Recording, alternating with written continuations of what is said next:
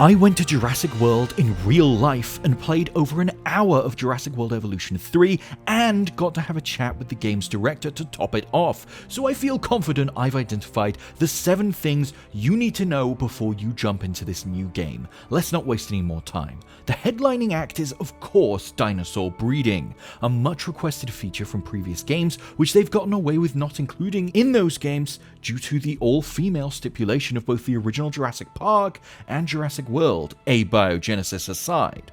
Of course, life finds a way, and you can now choose the sex of dinos before setting them up with a nice little nest and letting them do their thing, with generations inheriting behaviors and physical traits as time goes on. Yes, the juveniles, depending on the species, some of the juveniles will be quite easy to look after. They'll fit into their parents' habitat nicely. They might even be easier to breed. But some of the particularly some of the higher appeal dinosaurs, some of those might be a little trickier. Some of them might want a certain number of other juveniles in the herd. They might want a certain ratio of male and female adults. And similarly, the other way around, if some of the juveniles grow up into adults, that might cause a slight disruption to the herd as well. So you can imagine a male adult T-Rex might feel a bit threatened when the juvenile grows up into a male, and there's a bit of a tussle for dominance there. So you have to kind of do a little bit of population management, make sure your herds are nicely balanced as your park grows. At the event, they showed us one of these nests and even let us take some pictures with an adorable baby raptor, the cutest killing machine I've seen in a hot minute. It did take out some of the people who were at the event shortly after these photos were taken, though. I'm scared. Nothing's ever gone wrong in a Jurassic Park. It's fine. Next up, they took us to one of the scientists' offices to introduce us to some of the different countries in the game, because more than even Jurassic World Evolution 2, we're going worldwide with this one. In the previous game, the other countries mostly just determined the color palette of the ground and how flat your starting area was to work with. But here, that's all different. The player takes charge of these various parks around the world for different clients, and each client will have their own kind of ideas about what kind of park they want to build. So they might have a focus on, obviously, dinosaur breeding, they might have a focus on marine reptiles, they might want a more conservation-themed park, more safari style, or they might want, they might only have a small amount of space, so you've got to try and contain many dinosaurs in small spaces. So we've really tried to push the variety of each level from a gameplay perspective and also a visual perspective. So we go all across the world, from Japan to Malta to Hawaii. So there's a beautiful variety of visuals and gameplay on display. Different countries will pit you against different environmental threats: desert sandstorms, intense rain and flooding. You'll have to prepare your park for whatever the wide world will throw at it. And different countries don't just have new hazards, new countries also introduce new design elements to your buildings, which brings us on 2.3. One of the things that hit me the most when playing was just how much attention the devs have paid to letting you create deeply customizable buildings and guest areas, and generally beautifying the park, a somewhat undercooked aspect of previous Evolution games, where at most you got some statues and plants to place around. Here you can decide the design, colors, and position of every wall, floor, and roof of every building. You can make objects and items part of the building's construction and theme it however you like. It felt like there were hundreds of customization options available on every building, even putting the likes of Planet Coaster 2 and Planet Zoo to shame. At the Jurassic event, all the systems got hacked, releasing all the dinosaurs, so we had to bundle into a shelter, which is a shame because I was just getting to enjoy one of my favorite new features. The bane of previous games was not being able to place buildings where I want or having one little bit of wonky terrain, but now that's a thing of the past because new topography tools and systems are at play in this game. You can make waterfalls, deep water as well as shallow, lovely rocky ramps, and you can even place down many more types of rocks and other formations to create a more natural look. You'll have complete and total control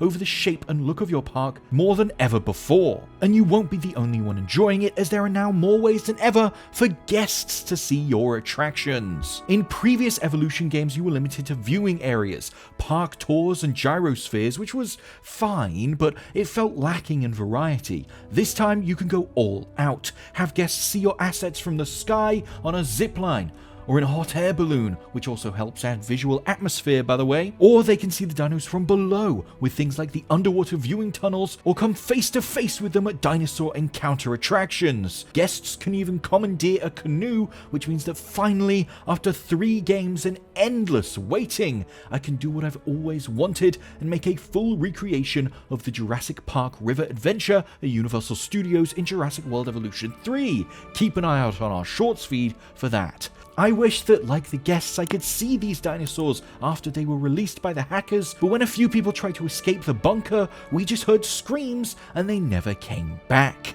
Anyway, once I've made that ride, what if someone wants it in their park? Well, that brings me on to our next point, and the one that is the most exciting. They're adding the Frontier Workshop to Jurassic World Evolution 3, meaning anything you make, be it an enclosure, a cool-looking shop, or even entire parks, can become creations you can share with your friends and the entire world. From a park building perspective, the game has been radically overhauled. So while it's as easy to place down buildings as it ever was, you've now got so much more variety in terms of the buildings available to you. You can pick from any of them, many buildings that we've included in the game, but also there are community creations. So players can now build their own structures and share them with the wider world via the Frontier Workshop interface. And what's really cool about the integration of this is that it's just right there for you for a player. Like, even if you're not a creative player, you like downloading and trying other people's creations, they're right there on the menu for you. You can preview them, put them in your park straight away. So to engender that, we've kind of built the game back from the ground up, really, so that players can create their own buildings, their own scenery. They can deform their park terrain in incredible ways, build waterfalls, multi-level parks. It's a complete overhaul.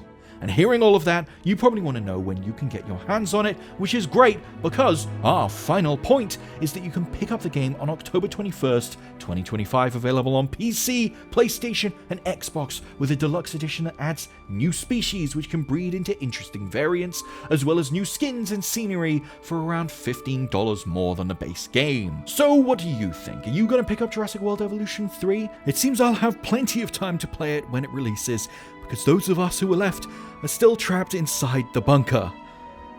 I'm just glad I bought my laptop so I could record this video. Hold on. Wait. Oh god, they got in. Oh my god.